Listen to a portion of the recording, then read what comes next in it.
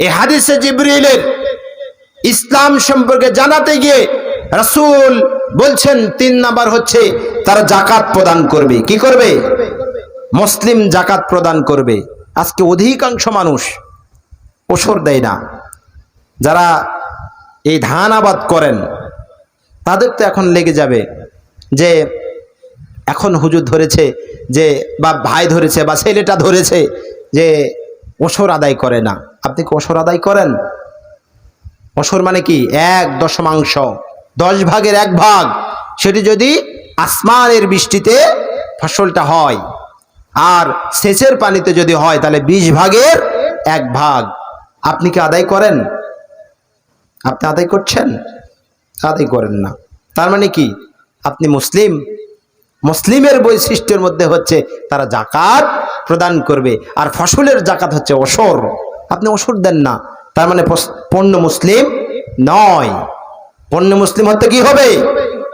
টাকার যাকাত দিতে হবে 40 ভাগের 1 ভাগ, মানে শতকরা 2.5%, 2.5 ভাগ, যেটাকে বলা হয় 40 ভাগের 1 ভাগ।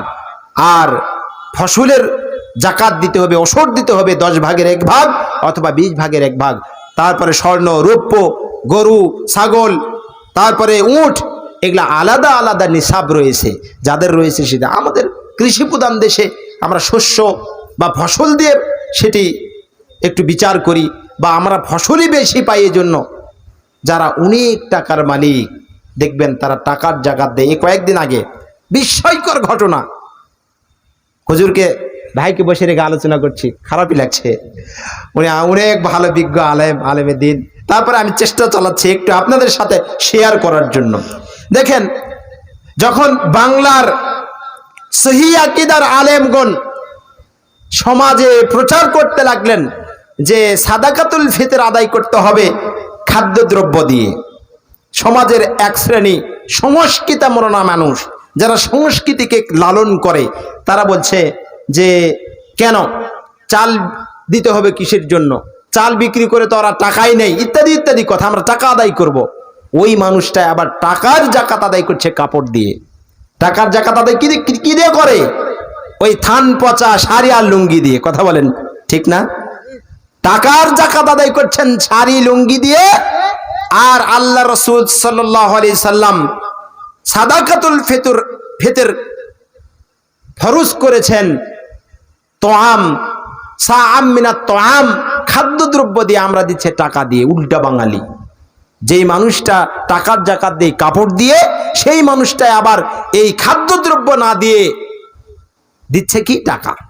মানে সবগুলান উল্টা উল্টা। সারা বাংলাদেশ ভারত উপমহাদেশ এই মানে উল্টাতেই চলছে। কেন? টাকার জায়গা টাকা দিয়ে আর জানের সাদগা বা রোজার টুটুবি, যে সিয়ামের টুটুবি চুতির জন্য যে জাকাতটি, যে সাদাকাটি আল্লাহ রাসূল খাদ্য দিয়ে দিতে বললেন, সেটি দিলে তো আমাদের জন্য সবগুলি কি হতো?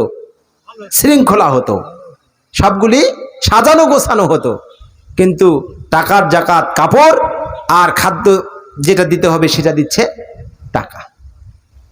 সম্মানিত উপস্থিতি, এরপরে আবার শুরু হয়েছে ধান। আর কেউ ওসর যদিও দেয়, ধান আর দেয় না। ওই টাকা বিক্রি করে 20 ভাগের 1 ভাগ অথবা 10 ভাগের 1 ভাগ দেয়। কেন?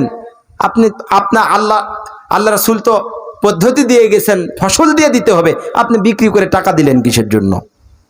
বিক্রি করবেন না, বিক্রি করার প্রয়োজন নাই। আপনি এমনিতেই যে ধান হয়েছে সেখান থেকে 20 ভাগের 1 ভাগ অথবা 10 ভাগের 1 ভাগ দিবেন।